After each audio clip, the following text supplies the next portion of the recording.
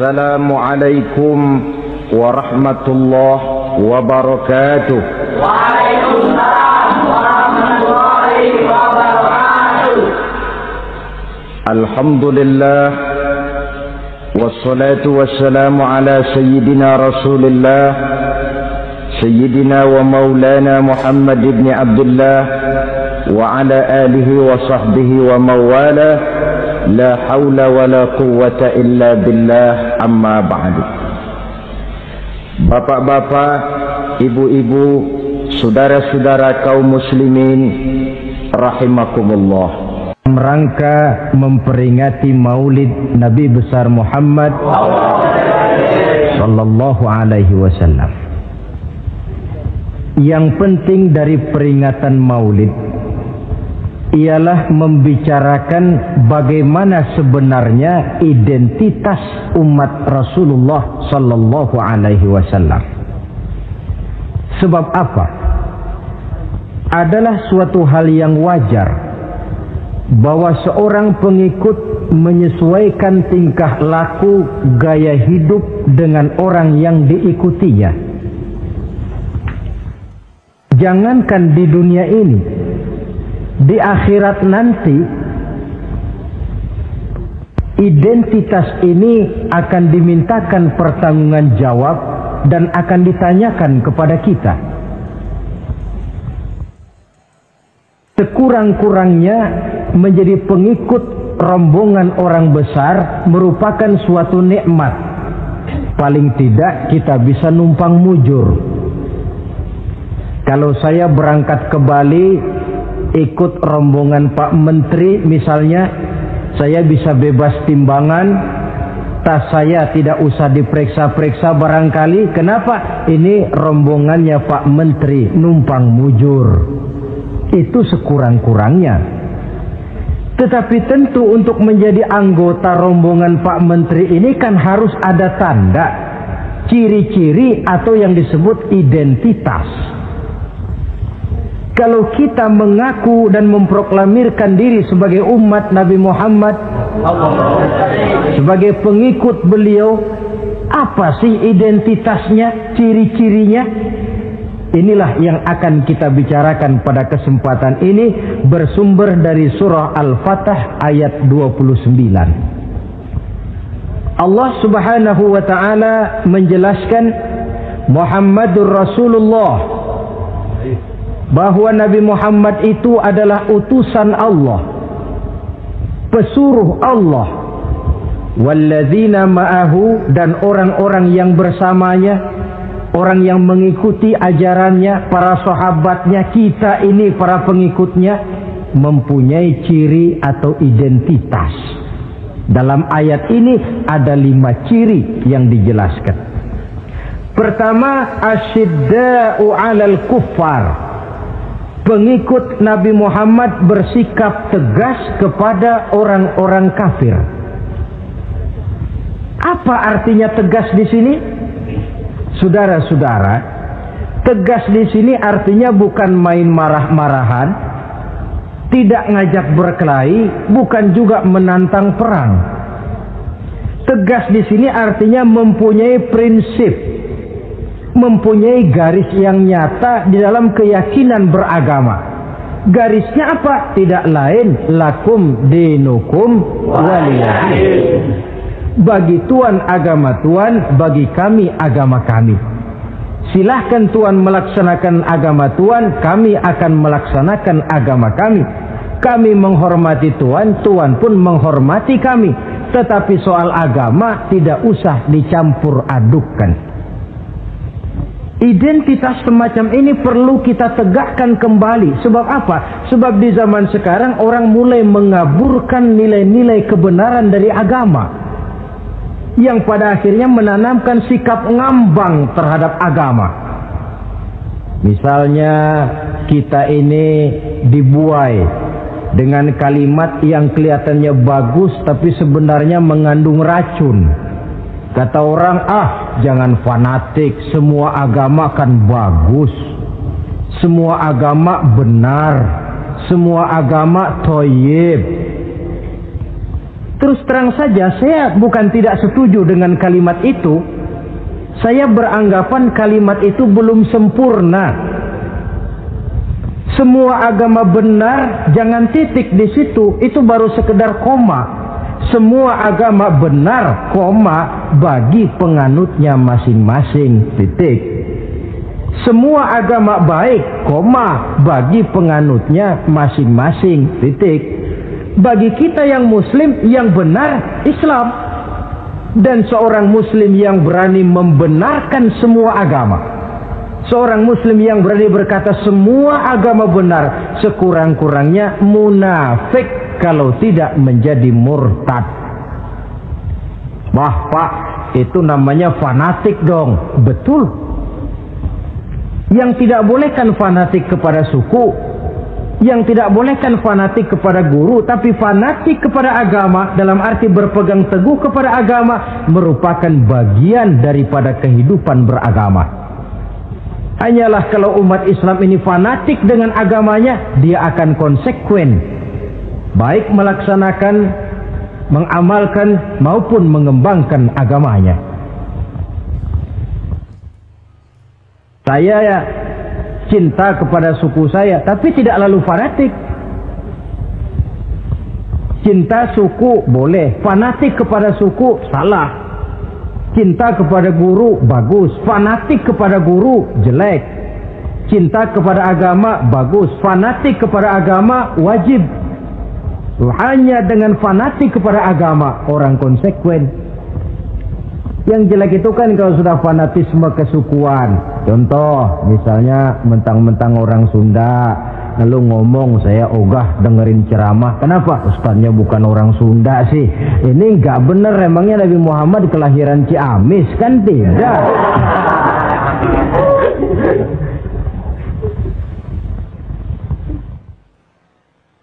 Toleransi ada tempatnya, tetapi tidak menyangkut masalah-masalah ritual, tidak menyangkut masalah-masalah ibadah. Soal bikin jalan umum, mari bersama saudara-saudara kita yang lain agama membangun puskesmas, mari bersama-sama menjaga keamanan, mari sama-sama.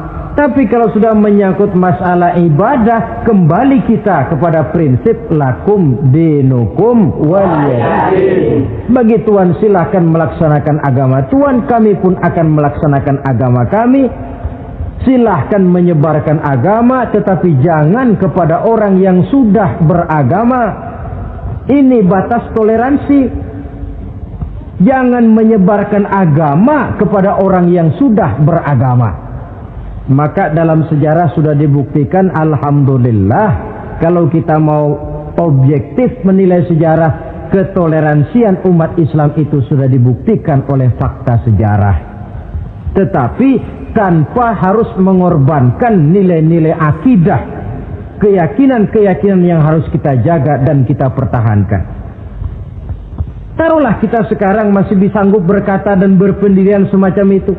Anak kita, keturunan kita, generasi yang akan datang, jikalau ditanamkan rasa ngambang terhadap agama, lambat laun akan makin tipis nilai-nilai religius itu melekat di dalam jiwanya. Dan akibatnya akan rawan kemajuan macam apapun, modernisasi macam apapun, kalau sudah terlepas dari kaitan kehidupan beragama, tidak akan banyak menolong untuk mensejahterakan umat manusia. Asyidda'u 'alal kuffar, bersikap tegas kepada orang-orang kafir.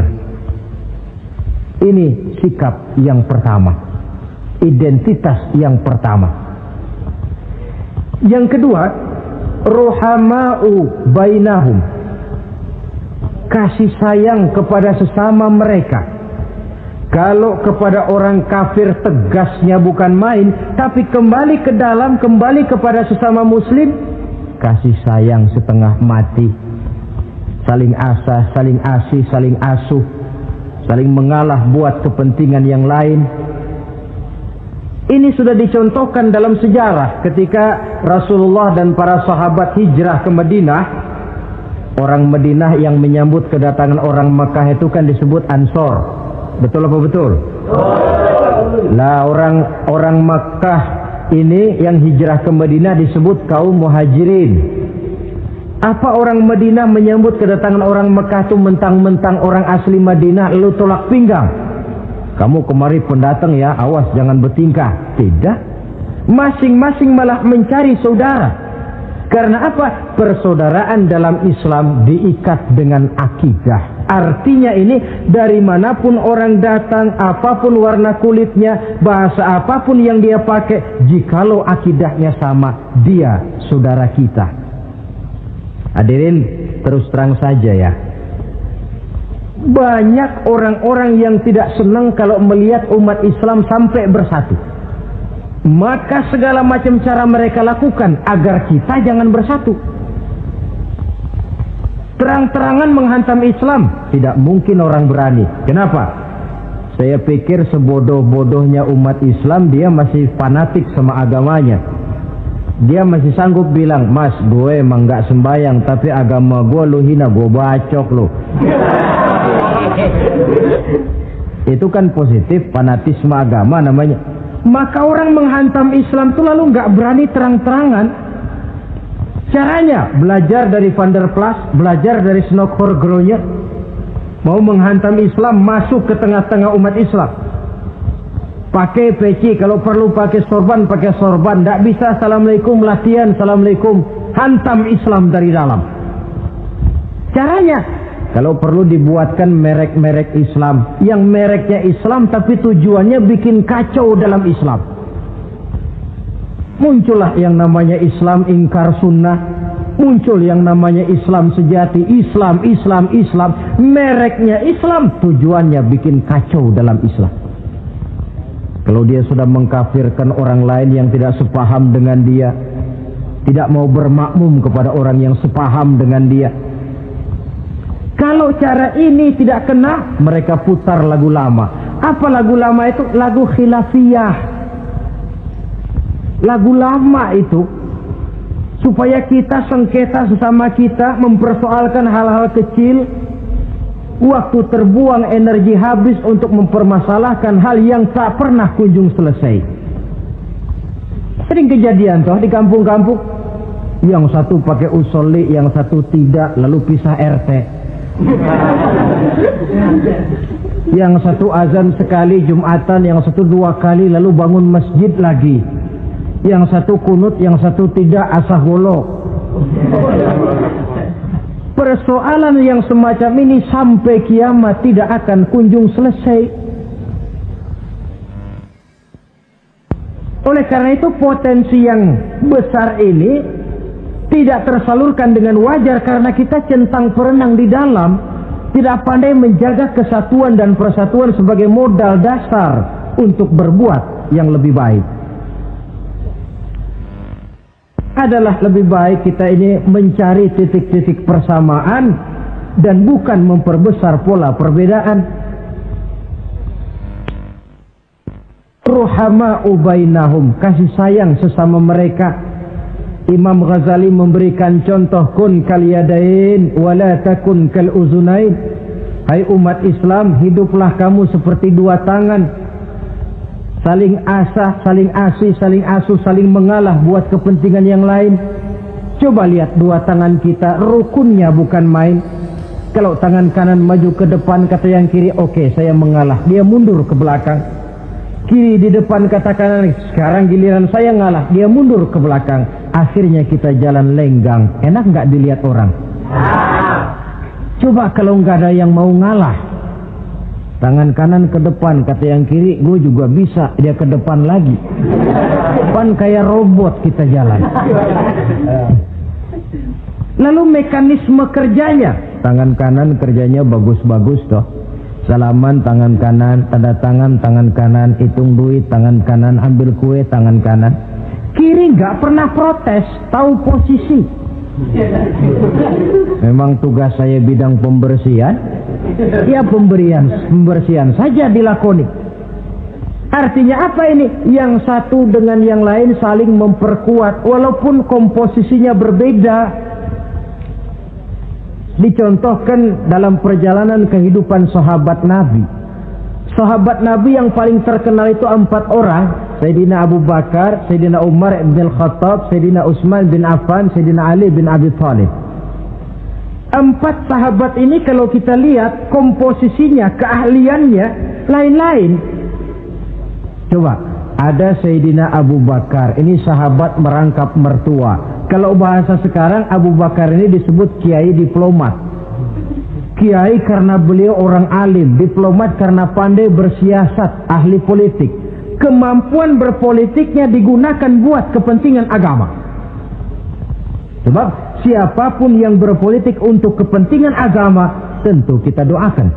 Tetapi siapapun yang jual agama untuk kepentingan politik, kita juga berdoa. Cuma tentu doanya lain dengan yang berpolitik buat agama tadi. Saudara hadirin yang saya hormati, ada Umar bin Khattab. Ini kalau bahasa sekarang disebut imam jenderal ini. Imam tapi jenderal, jenderal tapi imam. Kenapa imam? Karena dia mampu memimpin jamaah di masjid. Kenapa jenderal? Karena dia sanggup memimpin tentara di medan perang.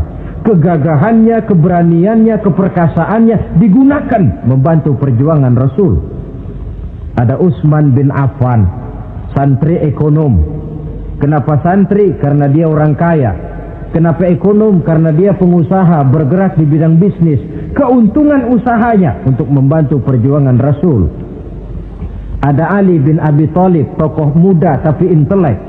Masih muda tapi rela mengorbankan nyawa demi keselamatan Rasul di malam hijrahnya.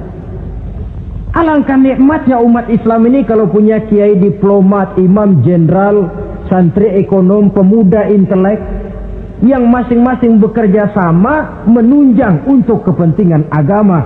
Ruhama ubainahum, kasih sayang di antara sesama mereka. Mobil, kenal mobil enggak? Ya. Mobil itu baru bisa jalan dengan baik kalau seluruh onderdilnya kompak. Kalau yang satu sudah merasa dirinya lebih penting dari yang lain, alamat mobil udah deket mogok.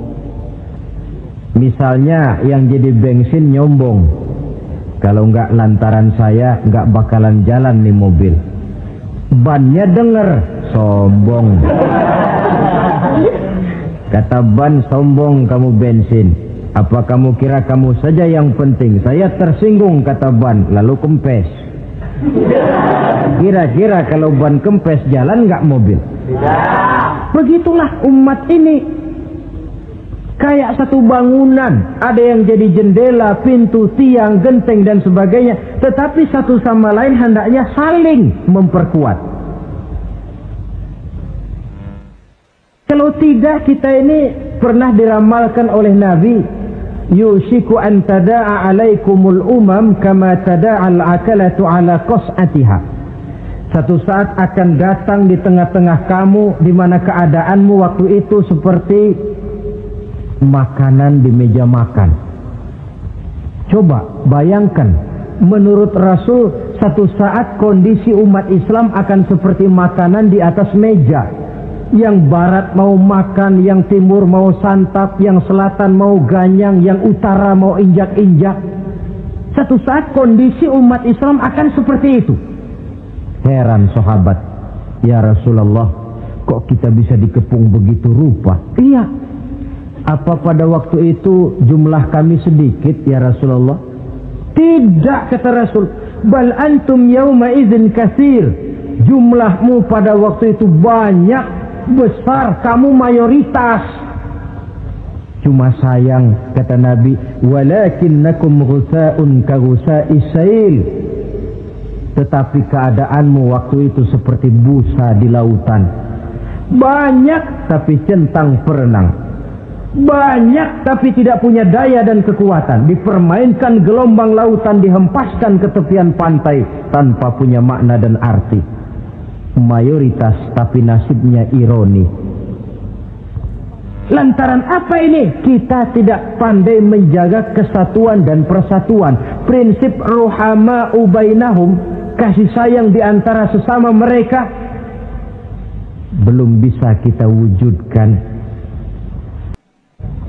Oleh karena itu, hadirin yang saya hormati, identitas yang kedua ini mari kita tegakkan, menggalang kesatuan dan persatuan untuk kejayaan agama yang kita cintai. Soal posisi silahkan berbeda, soal profesi silahkan berbeda, tetapi hendaknya perbedaan ini tidak menyebabkan persimpangan tujuan. Satu sama lain saling memperkuat. Identitas yang kedua, bahwa kita sudah diikat dengan akidah, tidak oleh ras, warna kulit, suku, bahasa, oleh akidah. Satu kali orang sudah syahadat, dia adalah saudara kita. Sudah lewat masanya di mana kita umat Islam ini dikotak-kotakan, dan sudah datang waktunya di mana kita bersatu, saling menunjang, saling membantu, sehingga dengan demikian terwujudlah satu masyarakat yang diikat dengan nilai-nilai akidah. Ini yang kedua, kasih sayang kepada sesama muslim. Satu badan itu kalau yang satu sakit, yang lain kan akan ikut merasa sakit. Saudara jalan tengah malam, ibu jari tersandung batu, beletak. Begitu ibu jari tersandung batu, kontan, darah keluar, mulut bilang aduh, kepala ikut pusing, nggak pakai diundang. Solidaritas sosial yang terjadi secara reflektif. Tidak ada ibu jari tersandung mulutnya malah ngomel, rasain lo. Masa nyumpain badan sendiri, kan tidak mungkin. Tapi ini yang terjadi, kita lihat. Akibat apa? Tidak terwujudnya solidaritas sosial yang bersifat refleksif tadi. Nah, inilah saudara-saudara identitas yang kedua. Yang ketiga sekarang, pengikut Nabi Muhammad sallallahu alaihi wasallam itu cirinya yang ketiga, tarahum ruk'an sujjada.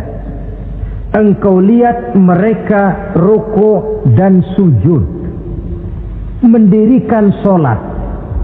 Ini identitas, ciri. Di akhirat nanti akan diperiksa dengan seadil-adilnya. Siapa? Saya, Pak. Saya siapa? Pengikut Nabi Muhammad. Betul? Betul. Baik. Pengikut Nabi Muhammad itu tandanya ruka'an sujada, ruku dan sujud. Sampean ngaku umat Nabi Muhammad, sujud, pernah sembahyang? Sembahyang juga, Pak. Berapa kali? Gak banyak-banyak, Pak, setahun 2 kali. Kapan itu? Idul Fitri sama Idul Adha. Kata petugas, syarat kurang, minggir. Sebab sering dikatakan sholat itu kan ada yang harian, ada yang mingguan, ada yang tahunan. Ada yang sholatnya harian. Yang harian ini juga 2 macam, ada yang belang-belang, ada yang mulus. Kalau yang belang-belang itu kalau zuhur sholat, asar out. Asar kepegang, maghribnya melayang. Maghrib ketangkep, isaknya terbang. Itu lumayan ketimbang yang seminggu sekali, cuma Jumat saja. Yang Jumat pun agak lumayan lah daripada yang setahun 2 kali, cuma Idul Fitri dan Idul Adha.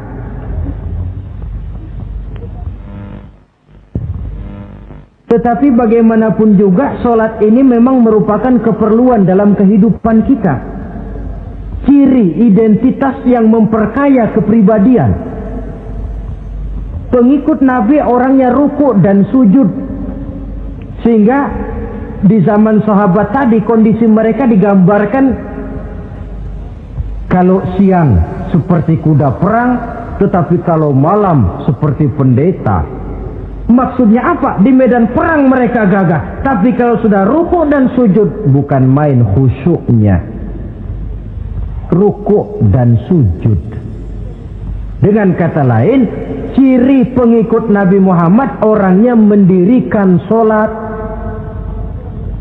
Nah, masalahnya sekarang apa perlunya sholat dalam kehidupan kita? Yang jelas dia untuk menggembirakan Allah kok.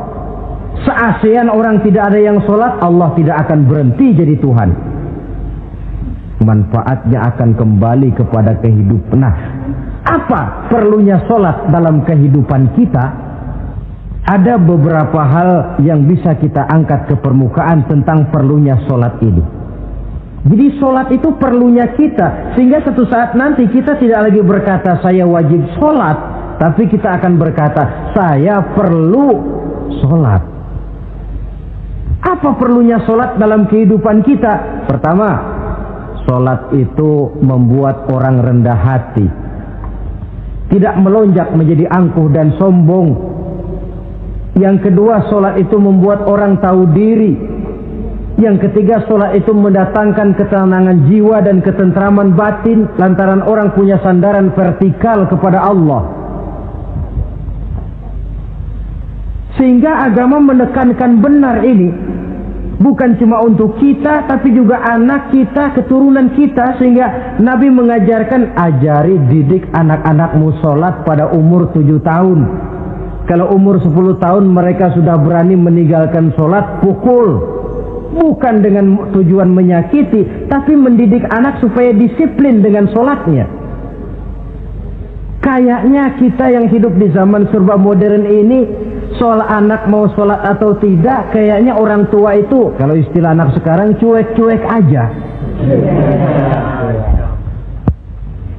Jarang yang mengadakan inspeksi, pengecekan anaknya sudah sholat apa belum.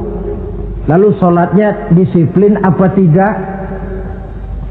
Jarang yang memberikan sugesti dan rangsangan supaya anaknya mendirikan sholat. Saya jarang mendengar orang tua muslim yang berkata, nak, kalau kau hafal Fatihah dengan artinya bapak beliin sepatu baru. Nak, kalau kau hafal juz amma, bapak beliin sepeda. Sugesti untuk hal-hal yang bersifat agama sangat langka.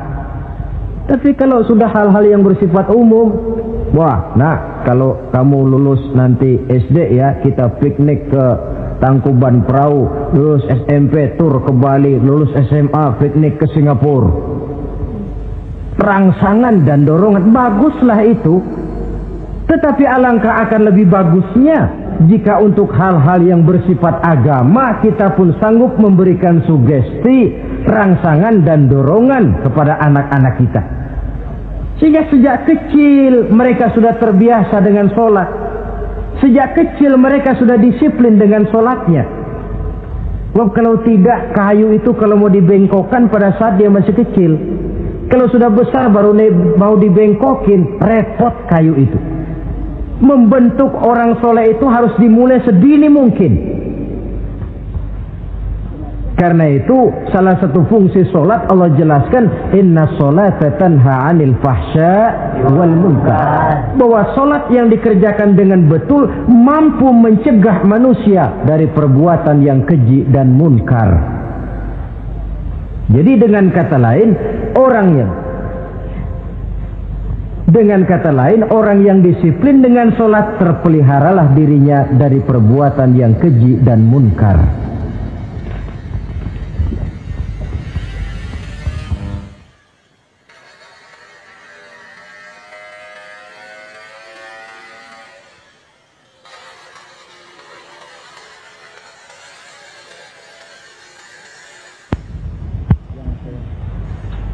Hadirin yang saya hormati, suatu kenyataan barangkali yang memang tidak bisa kita pungkiri, bahwa kemajuan ilmu pengetahuan dan teknologi sekarang ini makin mengagumkan.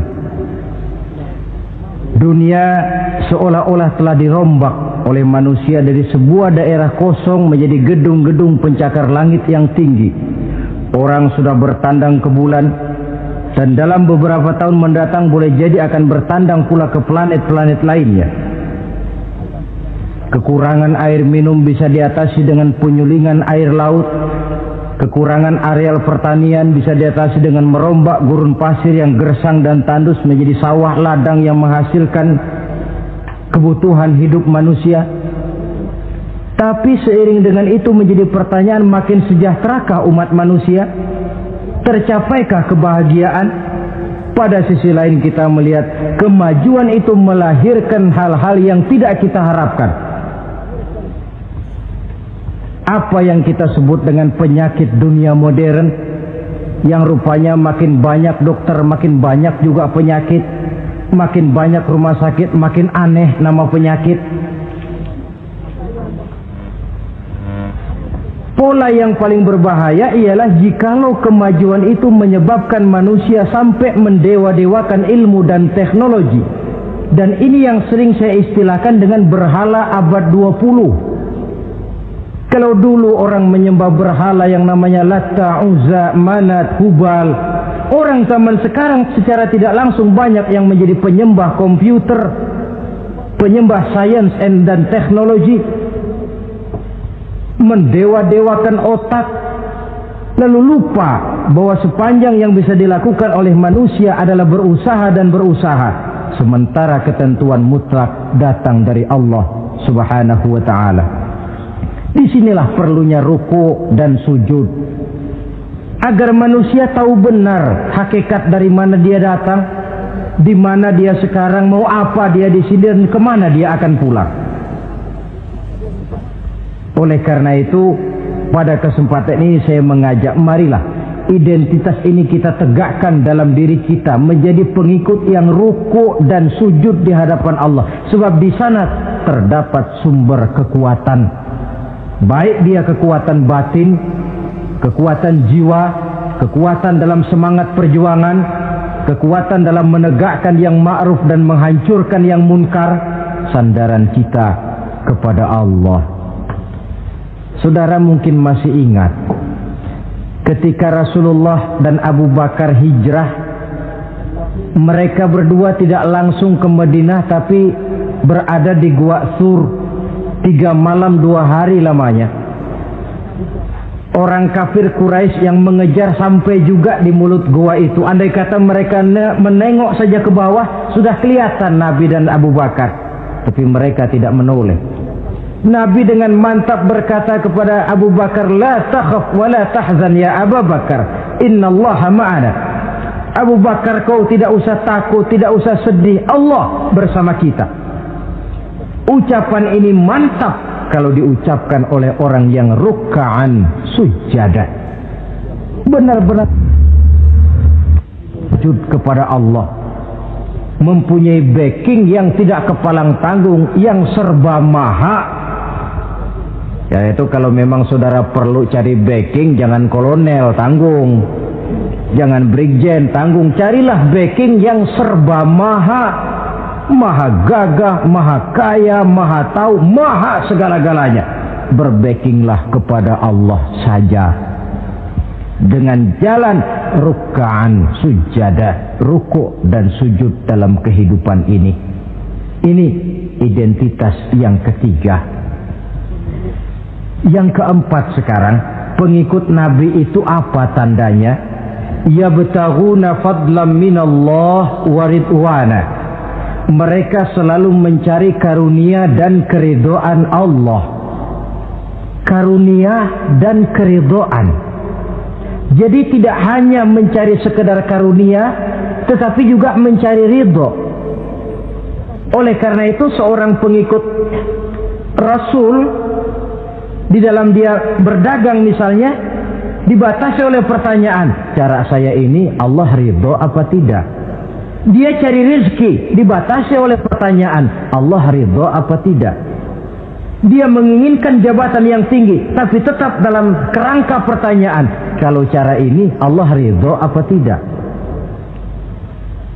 Sehingga tidak lantas menghalalkan cara apapun halal asal tujuan tercapai, itu kan caranya PKI. Asal tujuan tercapai cara apa saja halal. Seorang muslim pengikut baginda Nabi tidak diajarkan semacam itu. Kenapa perlu mencari keridhaan Allah, karunia yang Allah ridho? Karena apapun yang kita pakai, apapun yang kita makan terutama, jikalau bersumber dari sesuatu yang Allah tidak ridho, katakan yang haram misalnya, akan mempengaruhi gaya dan gerak hidup kita. Contoh, kata Imam Ghazali, kalau engkau terlalu senang memakan makanan yang haram, dia akan mempengaruhi caramu berpikir sehingga kau akan cenderung berpikir yang haram. Mencari karunia yang Allah ridho, dan hidup itu kalau sudah mendapat ridho Allah, sudah satu kenikmatan yang tidak bisa dibeli dengan nilai materi yang bagaimanapun banyaknya. Karena itu biarlah kita orang mukmin ini di dunia hidup kaya asal Allah ridho saja, nggak apa-apa. Biar rumah kita gedung, punya mobil bagus, uang banyak, kalau Allah ridho enak. Daripada sudah melarat tinggal di pinggir kali, rumahnya gubuk, Allah marah lagi. Kapan mau seneng orang macam begitu? Jadi biarlah kita ini bahagia di dunia, asal di akhirat masuk surga, nggak apa-apa. Mencapai kebahagiaan di dunia dan di akhirat. Cari karunia Allah sebanyak-banyaknya, karena memang bumi dan segala fasilitasnya diperuntukkan bagi manusia, dan karunia Allah itu ada dimanapun kita pergi. Dahulu ketika turun perintah hijrah, sebagian sahabat berpikir-pikir, kalau saya hijrah ke Madinah, di Madinah mau makan apa saya? Ini Mekah kan jelek-jelek, kampung sendiri. Umpama kepepet ngutang-ngutang dikit orang masih percaya lah, kalau ke Madinah ngutang sama siapa? Takut dia kalau hijrah ke Madinah tidak dapat makan. Allah memberikan jaminan, qul li'ibadiyallazina amanu inna ardi wasi'ah fa iyaya fa'budu. Katakan kepada mereka Muhammad, hai hamba-hambaku yang beriman, bumiku ini luas. Di Mekah kau makan, hijrah ke Madinah juga kau akan makan. Apalagi hijrahmu karena membela agama. Jangan karena membela agama kau takut kelaparan. Artinya apa? Karunia Allah itu ada dimanapun. Kalau kita mau berusaha, tetapi jangan lupa usaha itu harus yang Allah ridho. Kalau sekedar hasil usaha cara apapun boleh, ya dapat, tetapi tanpa ridho semuanya tidak akan membawa ketenangan, ketentraman dan kebahagiaan. Allah itu kan maha pengasih, tidak pilih kasih katanya. Artinya apa? Semuanya Allah kasih. Orang kalau mau berusaha dapat, itu logika, sunnatullah kata kita, hukum alam kata orang. Kalau mau berusaha mesti dapat. Tetapi kasih sayang Allah ini tidak diberikan kepada setiap orang. Kalau pengasihnya berlaku kepada semua orang, mau kafir mau beriman, kalau berusaha dapat. Itu Rahman namanya. Tapi Allah tidak cuma Rahman, Allah juga Rahim, maha penyayang. Bedanya apa? Orang yang dikasih itu belum tentu disayang. Tetapi kalau disayang mesti dikasih. Kalau tidak dikasih tentu ada pertimbangan lain untuk kepentingan kita. Misalnya anak kita baru kelas 1 SMP datang, Pak beliin motor buat sekolah. Kita lalu menilai anak ini nggak ada motor saja kadang-kadang jarang sampai ke sekolah, apalagi dibeliin motor, bisa dari rumah berangkat ke sekolah nggak sampai. Tidak dibelikan bukan karena tidak sayang, justru karena sayangnya ada pertimbangan lain untuk kepentingan si anak. Tetapi kadang-kadang anak sendiri berpikirnya lain. Bapak katanya sayang, minta dibeliin motor saja tidak dibelikan. Dia menilai orang tuanya tidak sayang, padahal justru sayangnya lalu tidak dibelikan. Begitulah satu contoh kecil dari keridhaan Allah ini. Jika Allah sudah memberikan ridhonya kepada kita, segala yang kita mau diberikannya. Kalau tidak juga diberikan, tentu ada manfaatnya untuk kemaslahatan kita. Allah maha tahu. Misalnya orang mengeluh, saya akan sembahyang rajin, ngapa rezeki seret bener sih? Apa saya berhenti lagi sholat? Allah lebih tahu. maslahatnya. Barangkali potongan kayak kita ini kalau diberikan rezeki banyak sedikit lalu berhenti ke masjid. Rezeki lu segini aja dah, lu jadi rajin ke masjid. Ada manfaatnya buat kepentingan kita. Mencari karunia yang Allah ridho. Dalam alam yang terbentang luas ini karunia Allah terhampar luas. Tinggal kita mencari, dan untuk mencari itu diperlukan keahlian. Keahlian hanya timbul karena pendidikan. Makin ke depan persaingan hidup makin tajam tanpa membekali diri. Terutama generasi kita yang akan datang, anak-anak kita. Boleh jadi mereka akan tersudut ke pojok-pojok kehidupan untuk kemudian lebih banyak jadi penonton daripada sekedar pemain.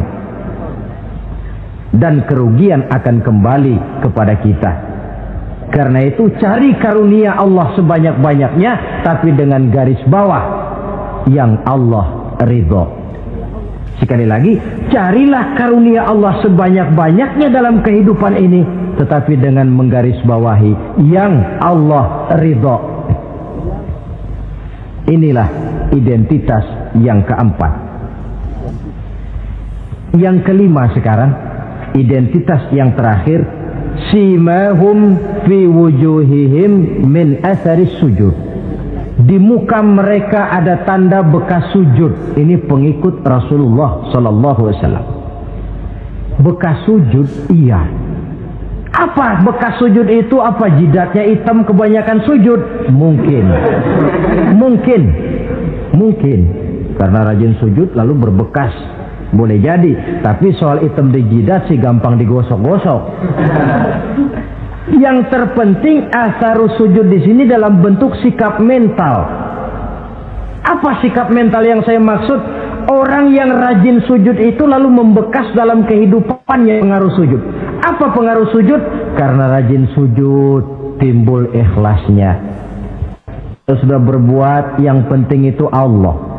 Orang lain mau tahu atau tidak, orang lain mau puji atau tidak, yang penting Allah. Sebab kalau sudah dia usolli fardul maghribi Allahu Akbar, dia tinggalkan dunia dan seluruh isinya. Naik dia menghadap Allah. Lama tinggal sebentar dunia, nanti saya balik lagi. Yang ada cuma dia dan Allah dalam dialog langsung. Timbul keikhlasan, terjemahannya dalam kehidupan. Berbuat tanpa pamrih, tidak suka menepuk jasa dan menghitung jasa. Sebab biasa orang itu kalau sedang perang tidak sempat ngaku jadi pahlawan, tapi kalau perang sudah selesai nggak kenal bedil ngaku pahlawan. Kalau perang sedang berkecamuk, jarang yang mengaku pahlawan. Kalau sudah perang selesai, masing-masing nepuk dada. Seorang yang ikhlas, seorang yang berbuat tanpa pamrih, dan ini pengaruh sujud dalam kehidupan. Lalu apalagi timbul jujurnya. Kenapa? Kalau dia sholat zuhur 4 rakaat, lalu umpama selesai 3 rakaat dia salam, orang lain tentu tidak tahu dia korupsi 1 rakaat. Tapi kenapa tidak dia lakukan? Ada Allah sih yang tahu.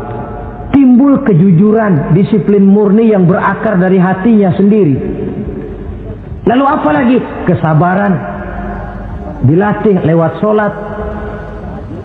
Kalau belum selesai 4 rakaat, jangan berhenti sholat isya umpamanya. Dan banyak lagi pengaruh-pengaruh asarus sujud. Ini di dunia. Di akhirat nanti kata Nabi, inna ummati ya'tuna yaumal qiyamah ghurran muhajjalin min asaril wudu. Umatku di hari kiamat nanti akan datang menghadap Allah dengan muka berseri-seri dari sebab air wudu. Mukanya bersinar-sinar karena di dunia rajin wudu. Sehingga barangkali di akhirat nggak perlu ngaku-ngaku kita. Ya Rasulullah, saya umatmu. Tidak perlu. Rasulullah lihat sendiri, wah ini mukanya bersinar-sinar. Ta'ali ummati, umatku sini, umatku sini. Kalau di dunia rajin kena air wudu. Ya rajin wudu artinya kan rajin sholat. Masa ada orang wudu aja nggak sholat, kan model. Kalau muka tidak pernah tersentuh wudu, kalau muka tidak pernah sujud, Teriak-teriak kita mengaku, ya Rasulullah, saya umatmu ya Rasulullah. Kata Rasulullah, nggak ada umat saya yang dekil kayak sampean.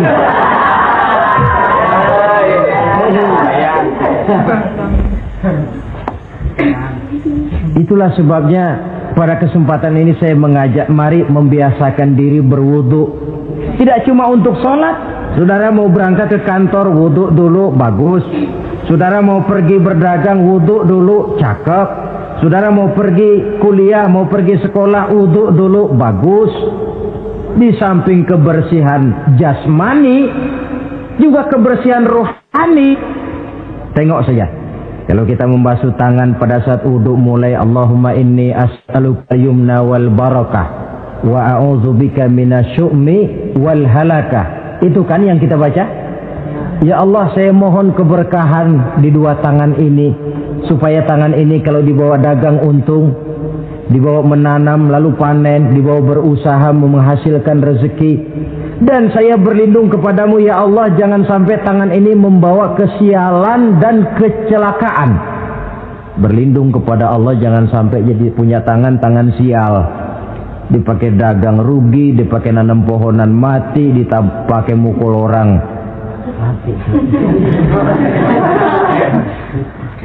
Tangan sial. Dari itu saja sudah memberikan sugesti untuk rohani kita. Kebersihan jasmani, kebersihan rohani terpelihara karena wudu. Jadi asarus sujud, pengaruh sujud membekas di dalam kehidupan. Sehingga oleh Syekh Muhammad Abduh dijelaskan, walikulli ibadatin minal ibadati sahihah asarun fi taqwimi akhlaqil qaimi biha wa tahzibi nafsihi.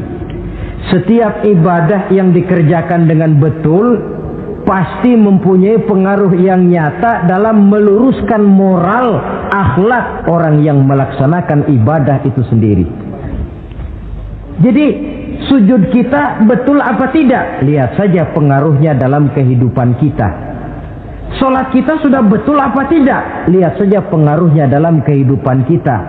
Kalau sujud ya sujud, tapi judi jalan juga, nah, sujudnya belum betul.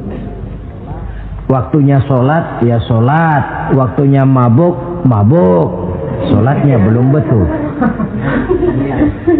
Waktunya ruku ya ruku, giliran nyolong, sholatnya belum betul. Sebab sholat yang dikerjakan dengan betul, sujud yang dikerjakan yang punya pengaruh nyata dalam kehidupan, kelihatan bekasnya dari tingkah laku dan gerak kita di dalam menelusuri kegiatan hidup ini.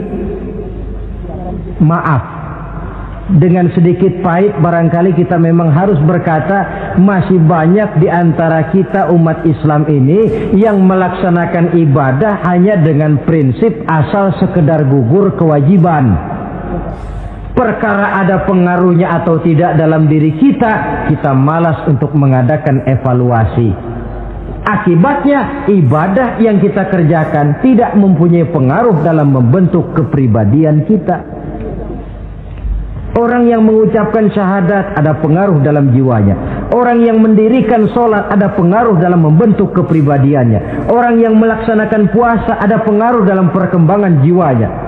Orang yang mengeluarkan zakat ada pengaruhnya dalam mengelola hartanya. Orang yang melaksanakan ibadah haji ada perubahan dalam kegiatan hidupnya. Dari yang negatif kepada yang positif tentunya. Simahum fi wujuhihim min athari sujud. Di muka mereka, di muka pengikut Rasulullah ini ada tanda pengaruh bekas sujud. Karena rajinnya dia melaksanakan sujud di dalam kehidupan ini. Nampak pengaruh yang nyata di dalam kehidupannya, dalam gerak dan tingkah lakunya. Saudara hadirin, ma'asyiral muslimin rahimakumullah. Inilah 5 identitas yang harus kita tegakkan jikalau kita mau jadi umat yang konsekuen. Tidak sekedar bangga-banggaan menyandang titel umat Nabi, apalagi konon mengharapkan syafaatnya di akhirat nanti, padahal sebagai pengikut kita tidak menyesuaikan diri dengan yang kita ikuti. bagaimana mau mengharapkan fasilitas yang namanya syafaat? Bahwa syafaat pertolongan Rasul itu ada, tetapi fungsinya kan ibarat orang punya kain, syafaat itu nambel. Saudara punya kain, sobek-sobek sedikit, ditambel oleh yang namanya syafaat. Sholat kurang sedikit, ditambel oleh syafaat.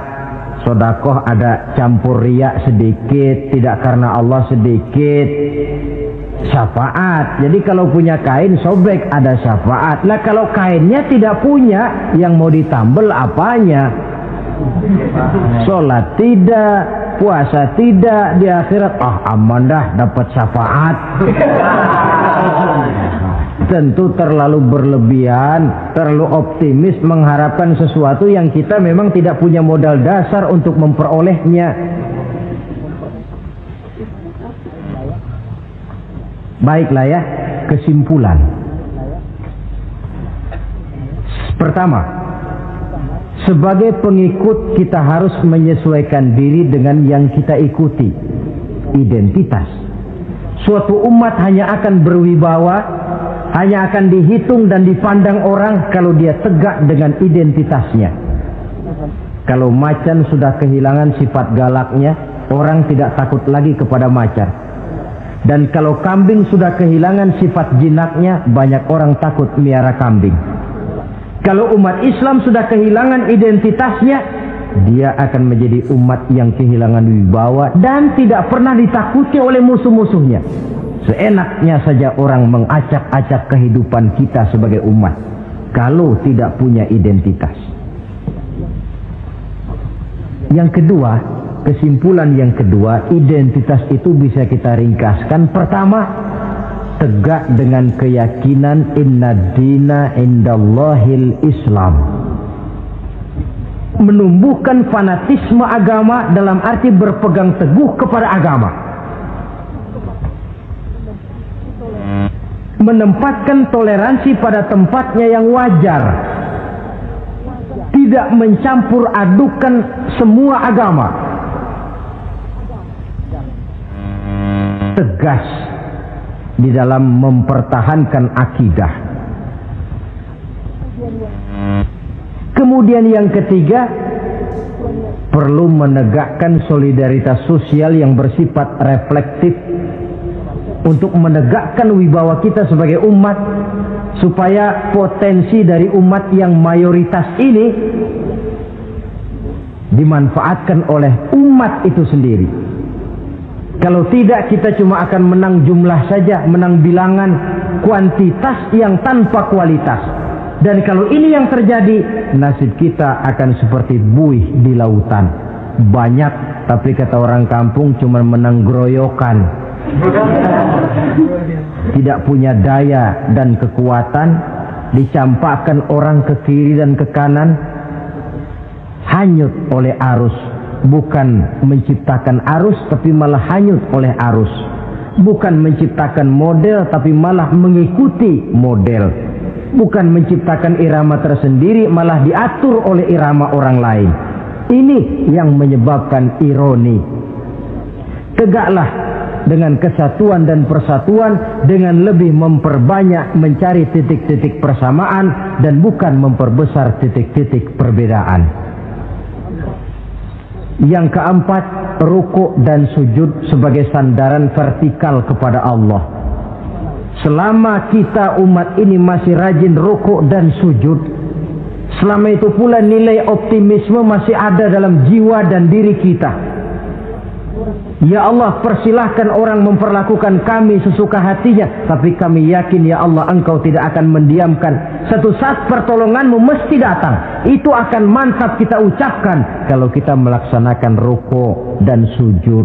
Tertimpa tangga, jatuhnya sakit, ketimpa tangga lagi, musibah yang beruntun.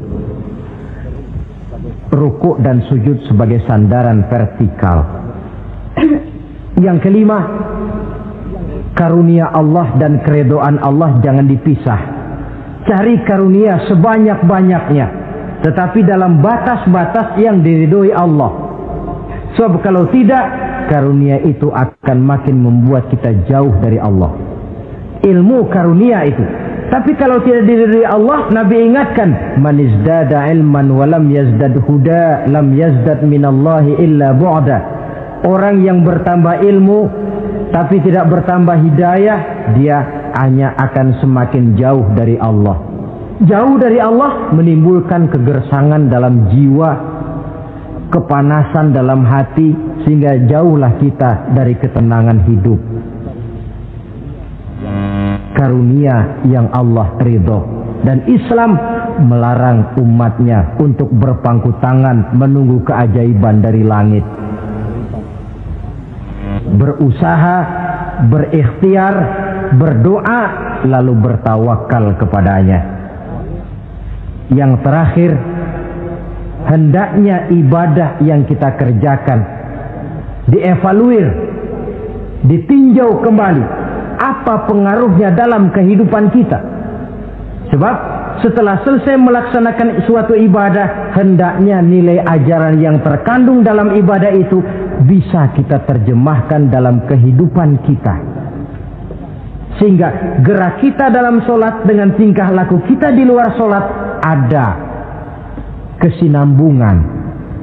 Gerak kita di dalam bulan Ramadan dengan tingkah laku kita di luar Ramadan ada kesinambungan. Namanya ibadah yang kita kerjakan ada pengaruhnya dalam memperbaiki kehidupan kita. Dengan satu prinsip, ibadah itu kita kerjakan adalah kemanfaatannya kembali kepada kehidupan kita. Saudara hadirin yang saya hormati, inilah pembicaraan kita pada pertemuan kita kali ini. Dengan harapan tentunya dalam memperingati Maulid kita tidak hanya sekedar melakukan satu tradisi, tidak hanya sekedar hura-hura, tidak hanya sekedar ikut-ikutan, sebab bagaimanapun peringatan semacam ini bukan tujuan. Ini cuma sekedar alat. Kalau peringatannya yang jadi tujuan, selesai memperingati, selesai sudah. Kayak saudara tujuannya mau ke Bogor, kira-kira kalau sudah sampai Bogor pulang lagi enggak? Pulang. Kenapa? Tujuan sudah tercapai. Tujuannya cuma memperingati Maulid. Sudah selesai. Ya sudah selesai segala-galanya. Yang tidak sholat kembali tidak sholat, yang teler kembali teler. Pokoknya kan udah Maulid. Itu kalau dijadikan tujuan. Maulid sekali lagi bukan tujuan, cuma sekedar alat. Tujuan kita diantaranya mencari identitas, menyesuaikan diri sebagai seorang pengikut dengan Rasulullah yang kita ikuti itu. Inilah pembicaraan kita kali ini.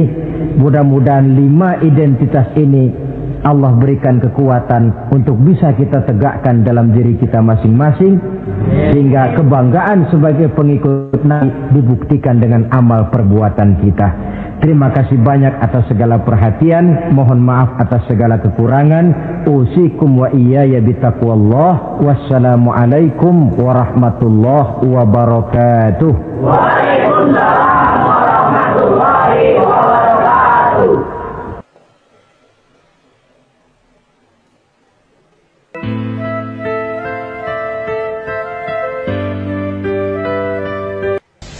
Bapak-bapak, ibu-ibu, saudara-saudara kaum muslimin rahimakumullah. Murai di dahan dan kokok ayam di kandang.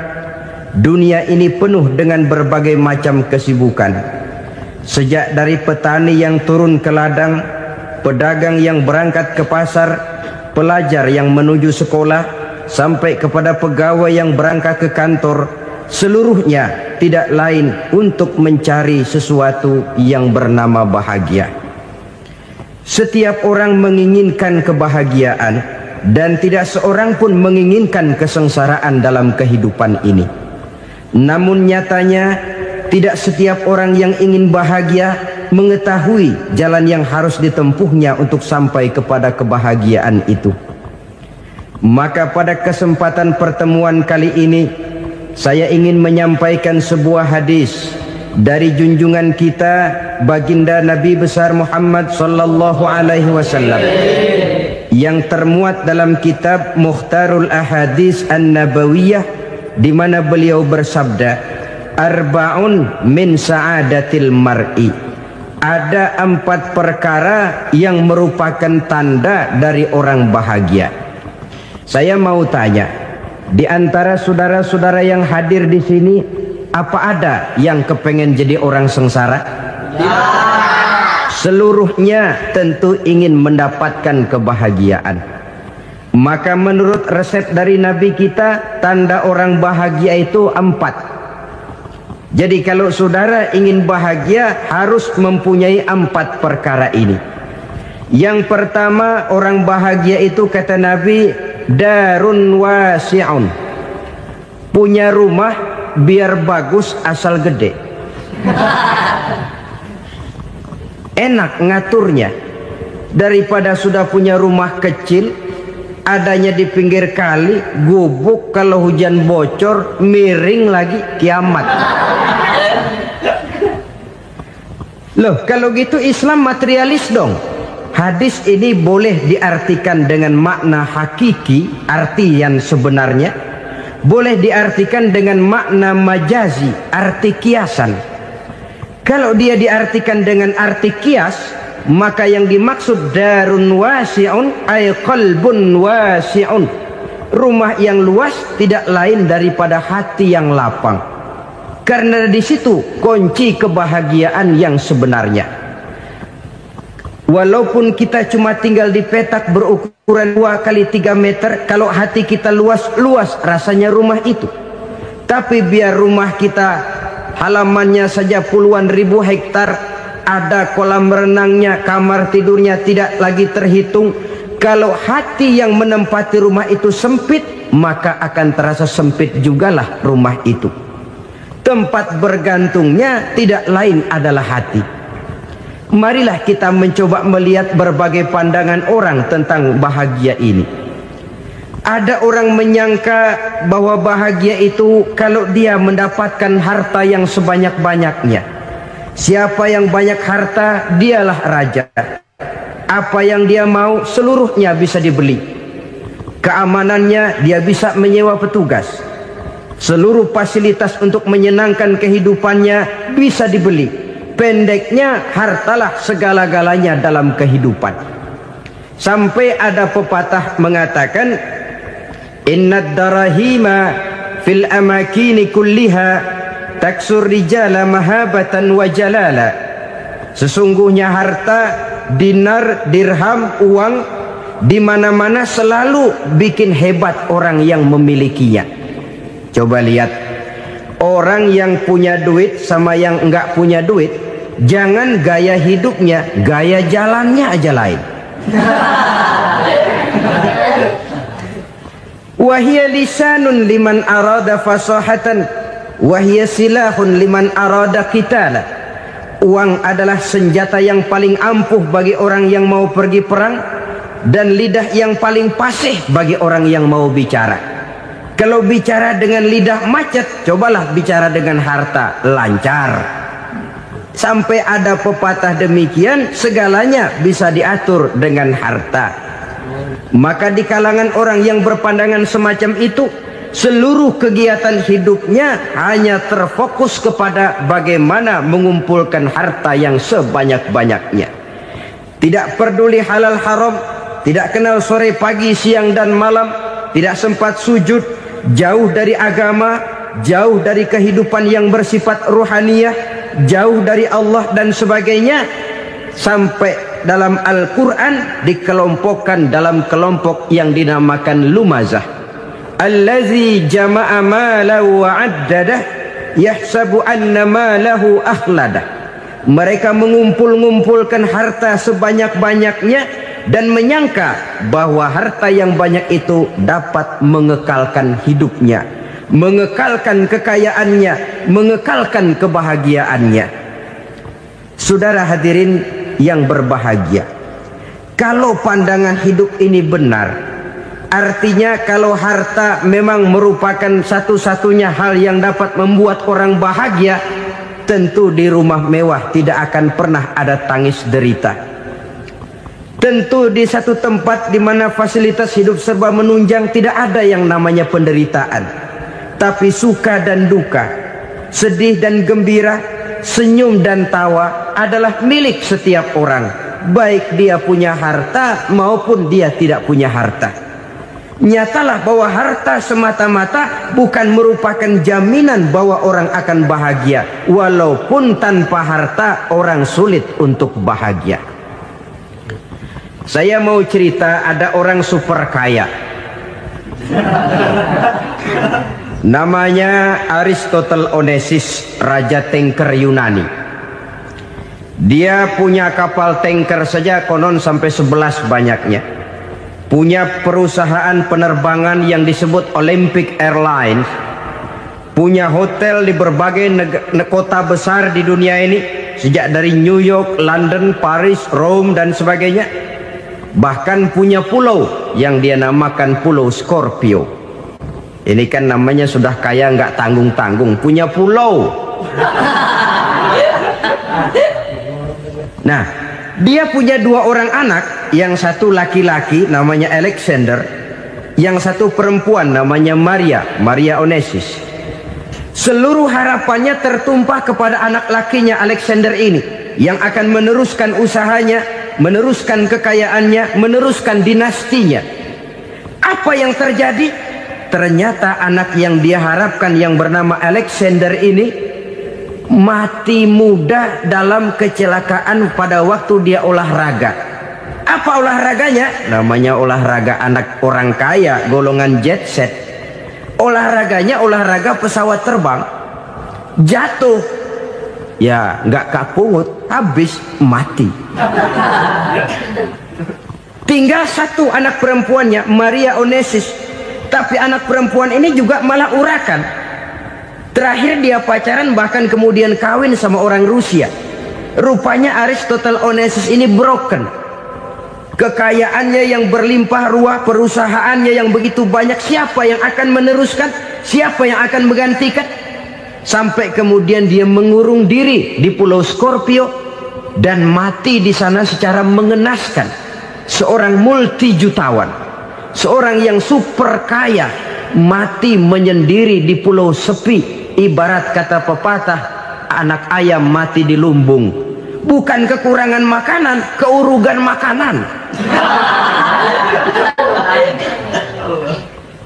Begitu kehidupan Aristotle Onesimus. Dan banyak orang-orang yang sudah demikian kaya sampai dibingungkan oleh kekayaannya sendiri. Telusurilah kehidupan David Rockefeller misalnya, Henry Ford misalnya, Adnan Khashoggi misalnya. Multi jutawan yang kadang-kadang dibuat keder oleh kekayaannya sendiri. Pantas ketika Imam Ali ditawarkan orang, "Ya Ali, kalau kepadamu disuruh pilih ilmu atau harta, kau pilih mana?" Ya jelas pilih ilmu dong. Kenapa? Pertama, ilmu kalau kita berikan kepada orang lain tambah. Tapi harta kalau kita berikan kepada orang lain kurang. Saudara punya uang 10.000, dibagi orang 5.000, jelas uang saudara berkurang. Tapi saudara punya ilmu, diberikan kepada orang lain bisa, saudara pun makin mantap.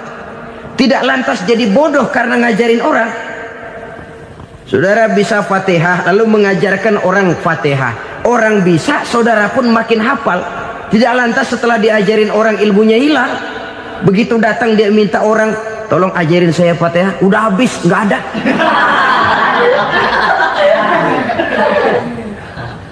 Yang kedua kata Imam Ali, ilmu menjaga kita. Kalau harta kita yang harus jaga. Makin banyak ilmu makin terpelihara diri seharusnya. Tetapi makin banyak harta makin bingung kita jaganya. Sampai kadang-kadang kalau perlu seluruh keliling rumah dipasangi alarm. Belum cukup disewakan anjing besar-besar, pasang di depan pintu, awas anjing galak. Masih belum cukup juga, cari centeng tukang-tukang kepruk jaga rumah. Masih terasa belum aman, padahal rumahnya dikelilingi tembok besar. Di balik tembok ada pintu-pintunya tebal. Di balik pintu itu terbuka masuk kamar, kamar pun ada pintunya, pintunya pun kuat. Masuk ke dalam kamar ada lemari, lemarinya pun pintunya kuat, dikunci, kuncinya pun kuat. Tapi terhadap seluruhnya yang timbul cuma sekedar was-was saja. Kesimpulannya sekali lagi, tanpa harta orang memang sulit untuk bahagia. Tapi harta semata-mata tidak merupakan jaminan orang akan bahagia. Dengan hati yang luas, itu modal utama untuk mencapai kebahagiaan hidup. Orang yang hatinya luas, saudara-saudara, punya hati yang lapang, melihat kenyataan hidup ini, dia bersyukur senantiasa kepada Allah. Lantas tidak timbul hasud dan iri hatinya. Oleh karena itu, jiwanya selalu lapang. Kalau tidak, cupik hati namanya. Dangkal pandangan, tidak senang melihat orang lain dapat nikmat, dan itu sering dijadikan contoh. Kalau orang yang lapang dada, dia lihat tetangganya beli TV baru, dia berkata, alhamdulillah ya, tetangga kita beli TV, mudah-mudahan kita bisa ikut nonton. Lapang dadanya. Tapi orang yang sempit hati, lihat tetangga beli televisi, meriang. Enggak dia apa-apain, meriang. Besoknya dengar tetangga beli motor, makin sakit, ke rumah sakit. Lalu di rumah sakit dengar tetangganya beli mobil, mati. Disiksa oleh perasaannya sendiri. Orang kalau hati sudah sempit dalam hidup, kemanapun dia pergi, sempit rasanya medan kehidupannya. Kemudian kita melihat juga ada orang yang menilai bahwa bahagia itu katanya kalau punya kedudukan yang tinggi, pangkat yang agung, wibawa yang besar. Mungkin betul, tapi mungkin juga tidak. Bergantung kepada hati orang yang punya pangkat itu. Sama dengan harta tadi. Harta akan membawa bahagia kalau dia jatuh ke tangan orang yang berhati lapang. Tapi harta akan jadi bencana kalau jatuh ke tangan hati orang yang sempit. Pangkat akan membawa bahaya kalau jatuh di tangan hati orang yang sempit. Lebih dari itu, kenyataan mengajarkan kepada kita bahwa ternyata pangkat dan jabatan tidak selamanya memberikan kebahagiaan dalam kehidupan. Bahkan resikonya kelewat besar. Beberapa bukti kita bisa ambil dari para pemimpin dunia yang menjadi korban lantaran pangkat dan jabatan yang disandangnya. Saudara ingat Presiden Abraham Lincoln dan John Kennedy dari Amerika? Dibunuh orang. Park Chung-hee dari Korea Selatan, Ziaur Rahman dari Bangladesh, Anwar Sadat dari Mesir, terakhir Indira Gandhi dari India, menjadi korban dari pangkat dan jabatan yang disandangnya dari orang-orang yang tidak senang dia memegang jabatan itu. Dia akan mudah mengundang bencana. Sehingga pantas kalau seorang presiden terkemuka Amerika, Harry Truman namanya, dia mengatakan jabatan presiden itu, kata dia, seperti orang nunggang macan, naik macan. Harus kita taiki, kalau enggak dia bakal nerekam kita, ngeri katanya. Adapun orang yang hatinya lapang, kalau dia menerima pangkat dan jabatan, dianggapnya itu satu kesempatan untuk berbuat baik. Tapi orang yang berhati sempit, menerima pangkat dan jabatan, bukan kadang-kadang menerima, malah berusaha setengah mati mencapai dengan segala cara. Kalau perlu jilat atas, jilat atas. Jadi golongan sumuhun dawu. Jadi kelompok kulon nuwun, yes sir, yang kerjanya cuma oke bos. Kalau perlu jilat atas, jilat atas. Kalau perlu injak yang bawah, injak yang bawah. Perlu sikut kiri kanan, sikut kiri kanan. Yang penting pangkat dapat, jabatan dapat. Orang yang semacam ini, kalau sudah mempunyai pangkat dan jabatan, biasanya dia tidak menganggap itu sebagai amanah, tidak menganggap sebagai kesempatan berbuat baik, tapi malah kesempatan untuk memperturutkan hawa nafsunya yang dilatar belakangi oleh kesempitan hatinya tadi. Apalagi kalau orang memperoleh pangkat karena banyak mengeluarkan uang. Seakan-akan pangkat dan jabatan itu sekarang macam proyek, pakai tender. Siapa yang berani bayar segini naik, nggak berani minggir. Padahal logikanya, kalau orang mencapai satu jabatan karena banyak mengeluarkan uang, hampir bisa dipastikan bahwa setelah jabatan itu dia pegang, langkah pertama yang akan dilakukannya ialah berusaha bagaimana uang yang dia keluarkan supaya kembali. Ya paling kurang pulang modal dulu dong. Soal mikirin rakyat soal nanti, tapi ini modal harus pulang. Itu celakanya kalau orang memperoleh pangkat dan jabatan cuma karena banyak mengeluarkan uang. Jarang orang yang mempunyai keyakinan dan pandangan bahwa pangkat dan jabatan merupakan amanah. Jadi sekali lagi, pangkat dan jabatan mungkin saja membawa kebahagiaan kalau jatuh ke tangan orang yang berhati lapang. Tapi bisa jadi bencana kalau dia jatuh ke tangan orang yang mempunyai hati yang sempit. Dan lagi-lagi stresnya hati yang lapang. Lalu sebagian orang, saudara, ada yang berpandangan katanya bahagia itu kalau jadi orang terkenal, mempunyai popularitas, menjadi idola di kalangan remaja, di kalangan orang tua, di segala lapisan masyarakat. Padahal makin populer orang makin terikat dia. Ya kalau macam kita ini kan nggak punya nama, nggak populer, tengah malam buta mau nongkrong di warung Tegal aman. Tapi pangkat, jabatan, kedudukan, popularitas menyebabkan kita diikat dengan berbagai macam peraturan. Cuma mandi sama ke WC saja yang nggak dikawal.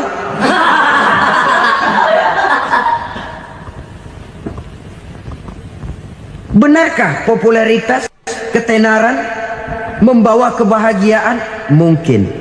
Ya, tapi mungkin juga tidak. Kenapa?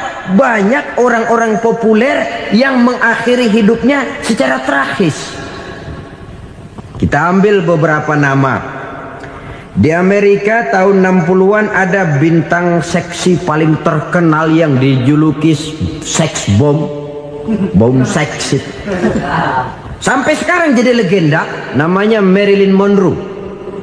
Singkatan doublenya itu inisialnya MM, Marilyn Monroe. Terkenal top sampai dia mati tahun 62, namanya sekarang masih saja dibicarakan orang. Kenapa dia bunuh diri? Tidak punya hartakah dia? Banyak. Kurang populerkah dia? Seluruh dunia mengenalnya. Sejak rakyat kecil sampai pejabat tinggi dia punya hubungan. Kenapa? Jenuh. Dia terlahir dalam keadaan yatim. Setelah itu tidak lama dia berangkat remaja, ibunya meninggal. Pindah dari wanita asuh ke wanita asuh sampai 12 orang ibu angkatnya. Dan kekecewaan yang paling parah, setiap laki-laki yang dekat dengannya hanya seperti kapal berlabuh. Datang dan pergi silih berganti. Padahal dia merindukan seseorang yang bisa melindungi hidupnya. Dia rindukan itu dan dia tidak pernah menemukan. Itu yang akhirnya menyebabkan dia minum pil tidur kelewat dosis, minum obat tidur kebanyakan. Ya tidur terus sampai sekarang.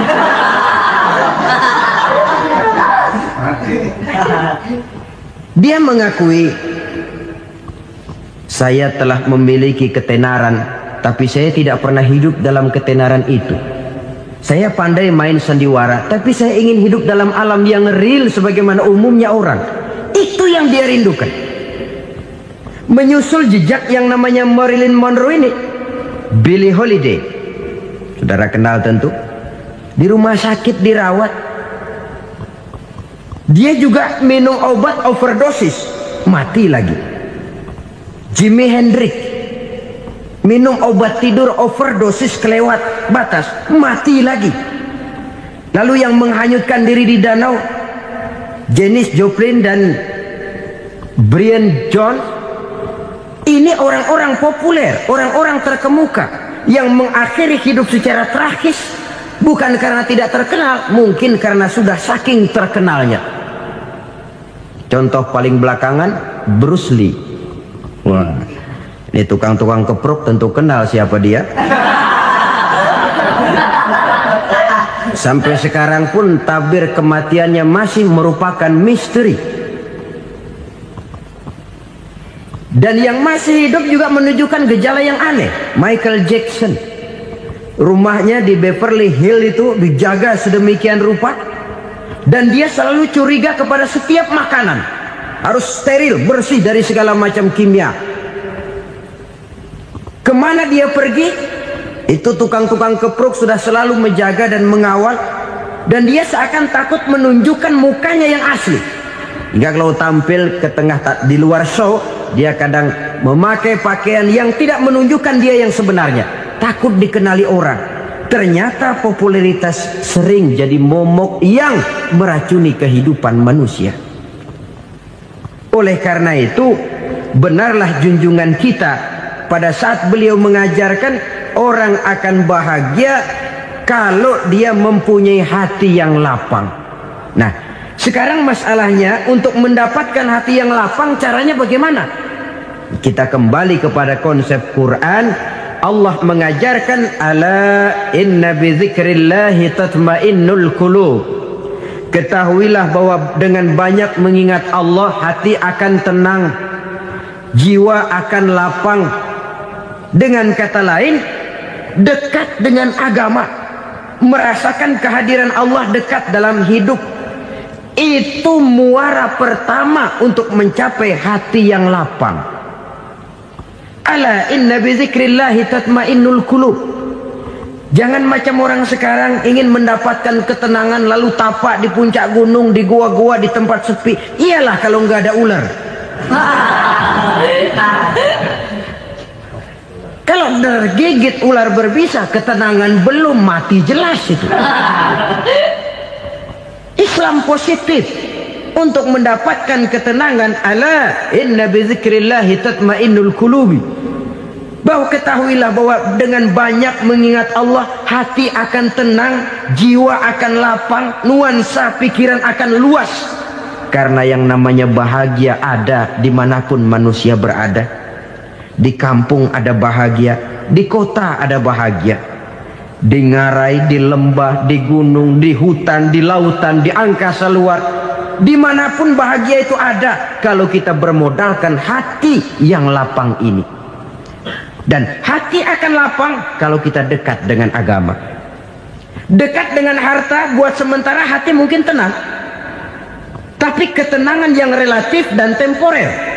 Apalagi orang tiap kali tambah harta, tiap kali tambah rencana. Itu wajar.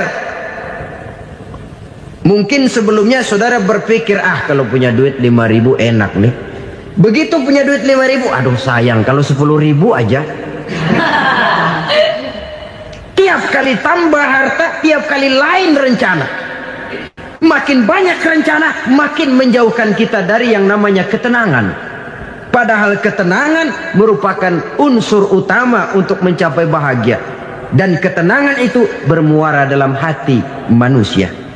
Tengoklah kehidupan ini. Orang yang banyak harta dengan orang miskin, berbedakah rasa sakit yang mereka tanggungkan? Rasanya tidak. Walaupun si kaya tidur di kasur empuk berselimutkan sutra mahal, sementara si miskin meringkuk di balai bambu yang keras dan kasar. Apabila maut datang, dia juga tidak pernah pilih bulu. Maut datang menjemput si kaya di singgasana keemasannya, dikelilingi oleh para pengasuh, dayang dan inang serta para pengawal. Dan maut pun datang menjemput si miskin papa, sehingga ia tergelepar di tepian jalan. Kedua-duanya bernama mati. Kalau nyata bahwa sakit yang ditanggung si kaya tidak beda dengan sakit yang ditanggung si miskin. Bukan harta semata yang membuat orang bahagia.